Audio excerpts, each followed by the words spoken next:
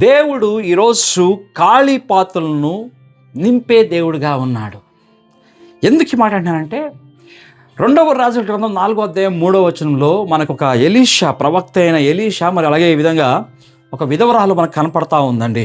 ఇక్కడ గమనించుకున్నట్లయితే ఆయన మాట ఏమంటున్నాడంటే, నీవు బయటికి పోయి నీ ఇరుగు పొరుగు వారి అందరి యొద్ద దొరకగలిగినటువంటి వట్టి పాత్రలన్నిటినీ ఎరువు పుచ్చుకొనుము. వట్టి పాత్రలు అంటే ఖాళీ పాత్రలని ఎరువు పుచ్చుకోమని దేవుని వాక్యం సెలవిస్తూ ఉంది.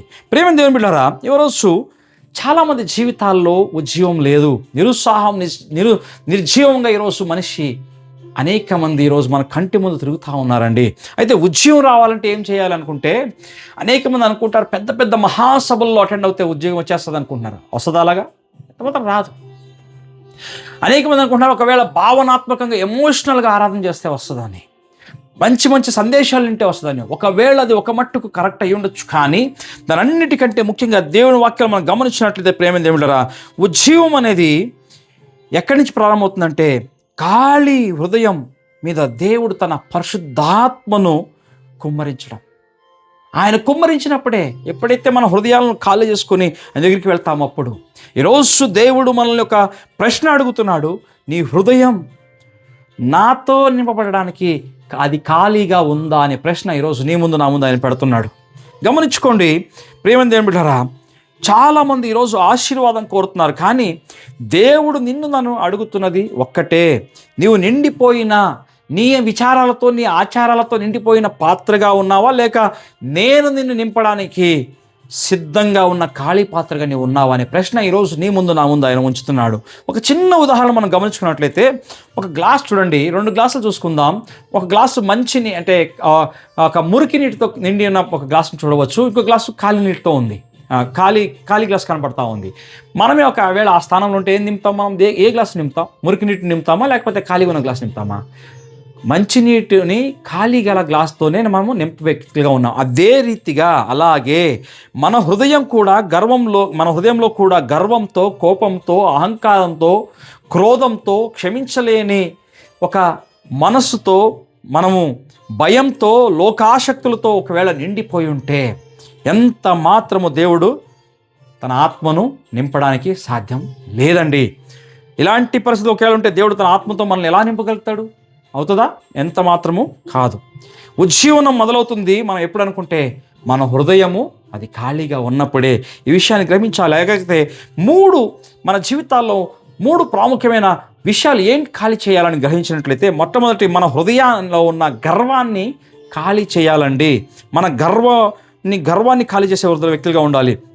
కొన్నిసార్లు అనేకసార్లు అనుకుంటాం మనం, అన్నీ నాకే తెలుసు, నేను ఎవ్వరి మీద ఆనుకోవాల్సిన అవసరము లేదు, నేను ఎవరి మీద డిపెండ్ అవ్వాల్సిన అవసరం లేదు, ఎవరి సహాయం నాకు అవసరం లేదు, నేను ఏదైనా చేయగలను, ఒక గర్వము, అహంకారం చాలాసార్లు మనలో వస్తూ ఉంటుంది. దేవుని వాక్యం సెలవిస్తూ ఉంది, నువ్వు తగ్గించుకున్నట్లయితే నిన్ను హెచ్చించేవాడిని దేవుని వాక్యం సెలవిస్తూ ఉందండి.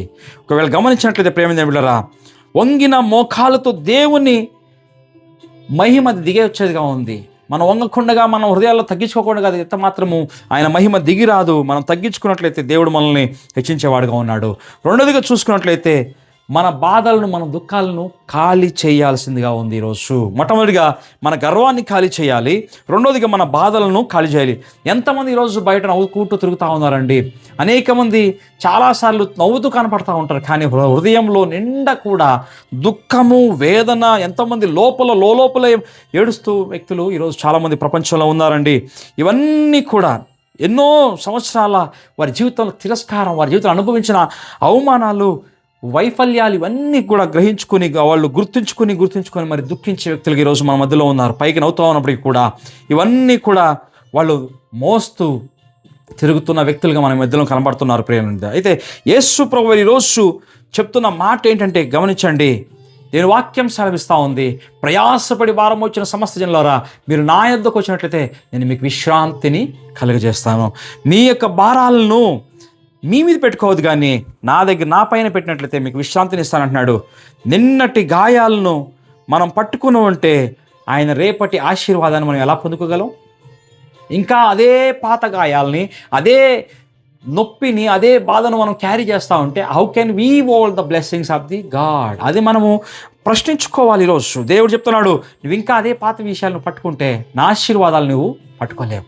అందుకైతే మూడో విషయాన్ని మన జీవితంలో ఖాళీ చేయాల్సిన విషయం ఏంటంటే మనలో ఉన్న భయాన్ని ఖాళీ చేయాలి. ఈరోజు మనిషి జీవితంలో భయంకరమైన కీ రోల్ ప్లే చేస్తూ ఉంది. ఏదంటే భయము. భయము చాలా ఆవరించేసి ఎందుకు కూడా పనికిరాని వ్యక్తిగా, ఏ పనికి కూడా ముందుకు సాగిపోనివ్వకుండా అడ్డుపడి ప్యానిక్ చేసి అన్ని విషయాల్లో నిరాశకు, నిస్పృహకు, కృంగదీసి అనారోగ్య పరిస్థితులకు గుండా అది తీసుకెళ్లేదిగా ఉంది ఈరోజు భయము. అయితే దేవుని వాక్యం సెలవిస్తూ ఉంది ప్రియులారా, గమనించండి. రోజు భయం చెప్తా ఉంది, నువ్వేం చేయలేవు, నీ వల్ల ఏం కాదు, అనేక సార్లు మనల్ని కృంగదీసేస్తూ ఉంటుంది. అయితే దేవుని వాక్యం సెలవిస్తూ ఉంది, ప్రేమేంద్రులారా, నువ్వు చెయ్యలేవని భయం చెప్తా ఉంటే దేవుడు చెప్తున్నాడు, ఈరోజు నేను నీతో కూడా తోడుగా ఉన్నాను, నీ చెయ్యి పట్టుకుని నడిపిస్తాను, ధైర్యంగా ఉండు, భయపడవద్దని చెప్పేసి బైబిల్ గ్రంథంలో సరిసుమారు ఎన్నోసార్లు 376 సార్లు సరిసుమారు రాయబడి ఉంది. ప్రేమేంద్రులారా, చూడండి, ఆయన వాగ్దానం మనం ఒకవేళ గమనించినట్లయితే ఈరోజు మన జీవితంలో ఉన్న భయాన్ని తీసివేసి, ఎందుకంటే భయం మన జీవితంలో ఉన్న భవిష్యత్తును అది దొంగిలించేదిగా ఉందని మళ్ళా హెచ్చరిస్తూ ఉన్నా. అయితే దేవుని పైన విశ్వాసం ఆయన దేవుని యొక్క అద్భుతాలని మనం చేసేదిగా ఉంది. ప్రేమేంద్రులారా, ఈరోజు అయితే శక్తివంతమైన ఒక సత్యాన్ని మనం గ్రహించుకోవాలి. ఏంటి అని చూసినట్లయితే ఆ యొక్క విధవరాలికి ఒక చిన్న నూనె పాత్ర మాత్రం ఉంది, అవునా, మనందరికీ తెలిసిన విషయం. కానీ దేవుడు ఆమెను అడిగింది నూనె కాదు, కానీ ఏమడిగాడు ఆయన? కేవలం ఖాళీ పాత్రలు మాత్రం తీసుకురమ్మన్నాడు. అద్భుతం ఎందుకు కాకపోయింది అయితే అక్కడ ప్రశ్న వేసుకున్నట్లయితే చెప్పండి, దేవుని యొక్క నూనె అయిపోయిందా? దేవుని ఆశీర్వాదం లేవు అక్కడ? కాదండి, ఎంత మాత్రం కాదు. ఖాళీ పాత్రలు అక్కడ అయిపోయానని దేవుని వాక్యం సెలవిస్తూ ఉంది. ఈరోజు కూడా దేవుని ఆశీర్వాదం ఆగిపోలేదు, అది ఆగిపోదు, అది నిరంతరం అది సమృద్ధిగా ప్రవహించేదిగా ఉంది దేవుని ఆశీర్వాదం. అయితే ప్రశ్న ఒక్కటే, మనం ఖాళీ పాత్రలుగా ఉన్నామా? ఈరోజు ఆయన నింపాలంటే, ఆయన మనల్ని ఆశీర్వదించాలంటే, ఆయన తన పరిశుద్ధాత్మ శక్తి ద్వారా మనల్ని నింపాలంటే మనం ఈరోజు ఖాళీగా ఉన్నామనే ప్రశ్న మనము వేసుకోవాలి.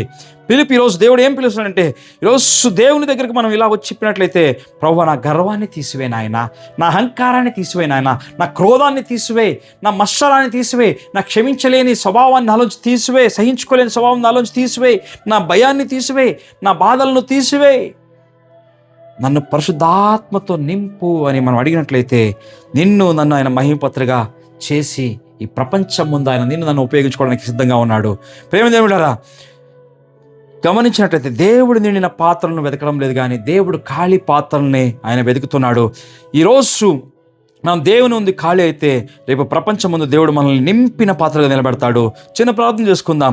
ప్రభువా, ఈ యొక్క ఉజ్జీవం అది మా నుంచి కాదు నాయన, అది నీ యొక్క నింపుదల నుంచే వచ్చేదిగా ఉంది. అలా నింపబడాలంటే నాయన మమ్మల్ని మేము అన్వాంటెడ్ వ్యర్థమైన విషయాలు మా జీవితంలోంచి ఖాళీ చేసుకోవడానికి సహాయం దయచేయి. తద్వారా నువ్వు నింపబోయే పవిత్రాత్మ శక్తి ద్వారా నింపబడడానికి కృపను అనుగ్రహించు నాయనా. నా హృదయంలోని అద్భుతాలు చూడడానికి అడ్డుగా వస్తున్న ప్రతి ఒక్క దానిని తొలగించు నాయన. నన్ను నీ పరిశుద్ధాత్మతో నింపు, నా జీవితాన్ని నీ మహిమపాత్రగా మార్చు. యేసు నామములో ప్రార్థిస్తున్నా తండ్రి, ఆమేన్. దేవుడు మిమ్మల్ని ఆశీర్వదించును గాక.